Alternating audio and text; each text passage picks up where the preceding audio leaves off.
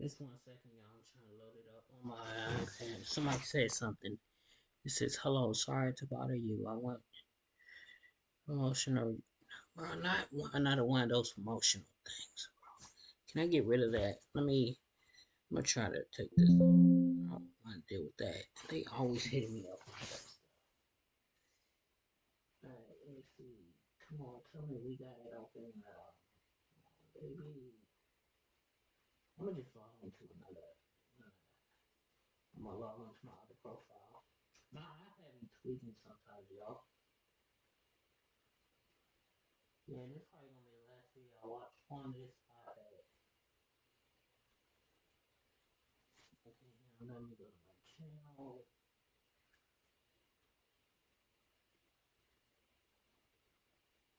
Okay, we got it.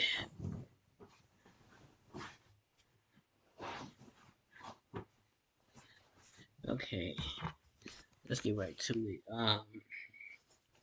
We live on YouTube, Twitch, and Kick. Sorry, took me a while to remember what that last one was.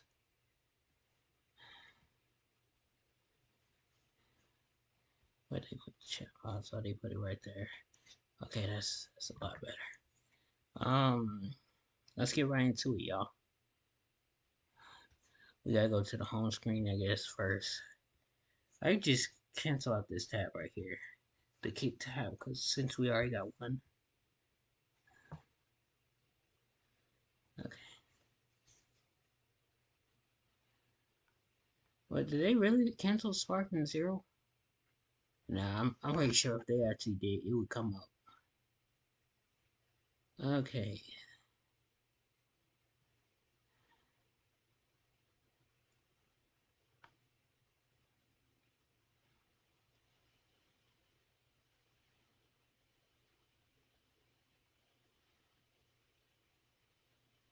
Do I see anything worth watching?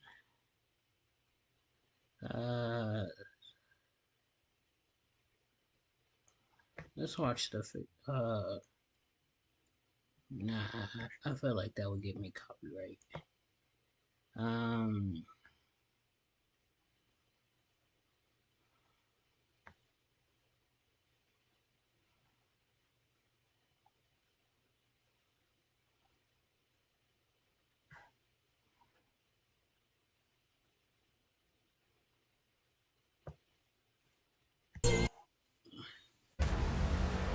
You want to be great?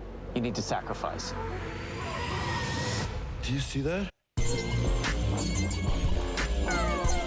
Hey, friendo, Steve here. Welcome back to the channel. Man, I was sitting here trying to figure out, it's Tuesday. What am I going to do this video about today? Because I'm trying to get these as sort of daily as I possibly can. And I was looking for a topic just sort of to rant about. Couldn't find anything. I was about to head over to ProWrestlingTees.com and to do some t-shirt design critiques because I like doing those from time to time. And then like manna from the heavens fell upon me, a Tony Khan tweet, a bitter Tony Khan tweet, or at least an argumentative one. And of course, that lights the internet wrestling community on fire, and everybody starts talking about it, and somehow, some way, it's managed to get Jinder Mahal more over than what they've been doing with Jinder Mahal lately. So let's talk about it. This started last night during Monday Night Raw when Seth Rollins had his promo interrupted by Jinder Mahal, the former WWE champion and the guy who last Monday basically got checked by The Rock in advance of Rock basically announcing that he was going to have a match with Roman Reigns. So he comes out and interrupts Seth Rollins, and they have a little promo battle. And then it's announced a little bit later that Seth Rollins is putting up his World Heavyweight Championship against Jinder Mahal next week on Monday Night Raw, right? A lot of people clown this. A lot of people are like, really? What is the deal with this? A foregone conclusion match if there ever was one. Jinder Mahal hasn't been doing a whole hell of a lot lately. Before he was getting checked by The Rock, he was basically managing Indus Sher. He had some matches with them back in NXT, but by and large, he hadn't really been doing a whole hell of a lot lately. Let's go ahead and fast forward to Raj Giri tweeted out this. These guys do have history. Seth Rollins defeated Jinder Mahal in the tournament finals to become the first NXT champion. I'm not entirely sure if he was being sarcastic with this tweet, saying, hey, there's something here to go on, or if he was genuinely saying, hey, there's something to go by here. People sort of took that and ran with it. There was a lot of, quote, tweeting this tweet, clowning Raj here for this take. And then to add sort of fuel to the fire, USA Network tweeted out, what was the cage match rating? Which, if you guys remember, which I don't expect you to, but Tony Khan uses the cage match database and rating system quite often, or every once in a while anyways, to discuss certain topics like how well AEW Dynamite is sort of performing amongst fans, because at his heart, Tony Khan is one of those old school message board wrestling fans who used to post back in the day. He's a big old wrestling nerd, which I totally can respect and appreciate that the son of a billionaire who now owns the second biggest wrestling company, at the very least in North America or America, but worldwide, a very influential one, is also just a massive wrestling nerd. He does know a lot about professional wrestling. So going back to the USA Network tweet referencing cage match in a snarky typed tone, Tony Khan responded by saying this: a moral victory for USA is one win more than their world title challenger Jinder Mahal has had in the past 364 days, because it's been literally a full year since he won a match. You really put AEW in on our place getting Jinder Mahal in a big match on your TV show.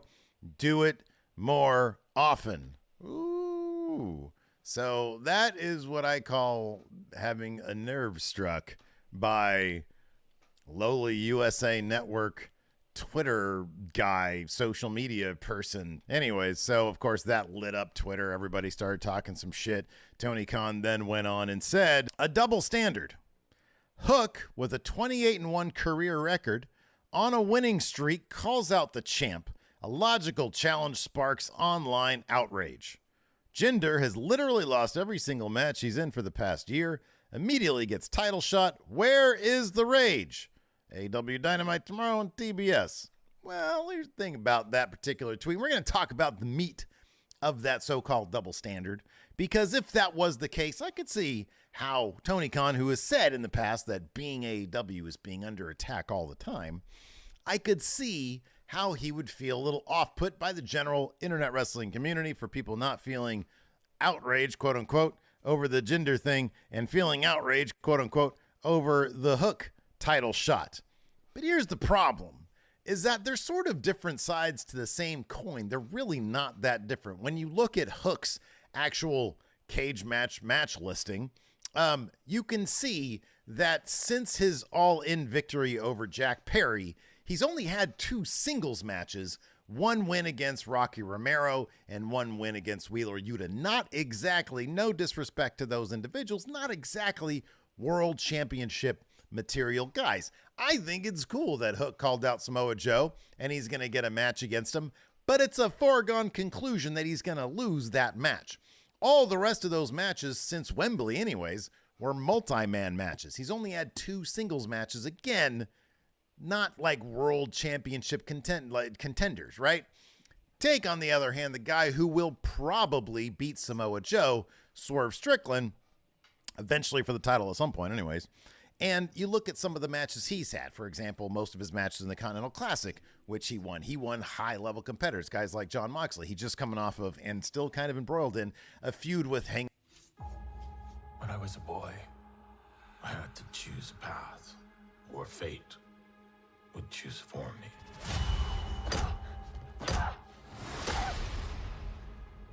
I've hurt people. Man, Adam Page, a former world champion like Moxley.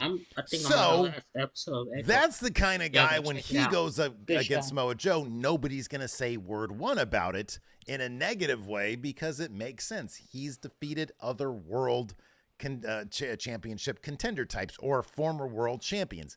It makes sense. I'm just Hook, my, although it's cool for him, everything it's that's a going foregone conclusion that Samoa Joe is going to win that match. It'll probably be a good match, though. Let's look at the other side of that. Jinder Mahal, yeah, he's had a lot of losses, but what can the guy claim? he is a former world champion, and he's one who's getting a push lately, or at least he's getting a bit of the spotlight lately, what with the Rock thing and now with the Seth Rollins thing, and who knows what that means for him going forward, if anything. But he is a former world champion, and as world champion, he did beat the likes of Randy Orton and I think Shinsuke Nakamura, and I think that's kind of it. It was not a very lengthy title run. Anyways, they're kind of like two sides of the same coin. It's a foregone conclusion that Seth Rollins is going to win that match. Right. Anyways, of course, this blew up Twitter. Jinder Mahal responded with, "Who the fuck is Hook?" Watch Raw on Monday, and that was pretty funny. And of course, this completely opened up the floodgates to the "Don't Hinder the Jinder" movement. People who love Jinder Mahal, people who want to see him succeed. I'll be honest with you, I thought that his title run was obviously a goof. He was packaged absolutely beautifully, though.